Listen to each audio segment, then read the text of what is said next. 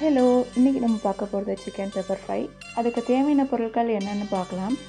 Chicken 1/2 KG, 6 பெரிய வெங்காயம் நீளமாக கட் பண்ணி வச்சுருக்கேன், 4 பல் பூண்டு, 1 துண்டு இஞ்சியை திருவி வச்சுருக்கேன், 3 பச்சை மிளகா, 1 டீஸ்பூன் சோம்பு, 1 table spoon chicken powder, 2 table spoon பெப்பரை வறுத்து பொடி பண்ணி வச்சுருக்கேன். அது கூட தேவையான அளவுக்கு உப்பு, கருவேப்பிலை, கொத்தமல்லியும் சேர்ப்போம். நான் சேர்க்க மறந்துட்டேன் இதில். அதுக்கு ஒரு பாத்திரத்தை சூடு பண்ணிவிட்டு எண்ணெய் காய்ஞ்ச பின்னாடி சோம்பு போட்டு பொரிஞ்சதும் எடுத்துருக்க வெங்காயத்தை போட்டுக்கலாம். நல்லா வதக்கி விடுங்க. இந்த மாதிரி டிரான்ஸ்பரண்ட் ஆன பின்னாடி நம்ம எடுத்து வச்சுருக்க இஞ்சி பூண்டு பேஸ்ட்டு சேர்த்துக்கலாம். இஞ்சி பூண்டு பேஸ்ட்டு அதோட பச்சை வாசனை போகிற அளவுக்கு நல்லா வதக்கிக்கோங்க.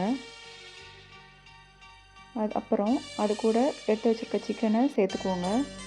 இப்போவே உப்பு போட வேண்டாம்.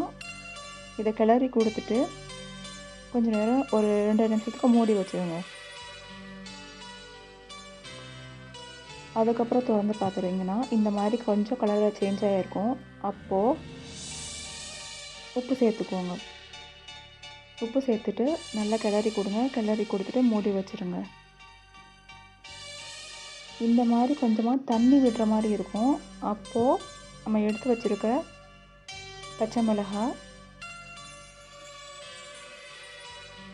நான் நம்ம பெப்பர் சேர்த்துருக்கிறதுனால நான் 3 தான் சேர்த்துருக்கேன். கொஞ்சமாக chicken powder, 2 table spoon pepper. இதுக்கப்புறமா கடைசியாகவும் நம்ம 1 டீஸ்பூன் பெப்பர் சேர்ப்போம். அதனால் பார்த்துட்டு சேர்த்துக்கோங்க.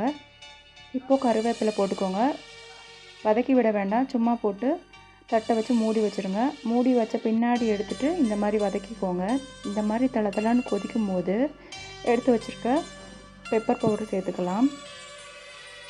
இதுக்கு தண்ணியெல்லாம் ஆட் பண்ண தேவையில்லை கைஸ். இதிலேருந்து வர்ற நம்ம சிக்கன் தண்ணியே நம்மளுக்கு வெந்து கொடுத்துரும்.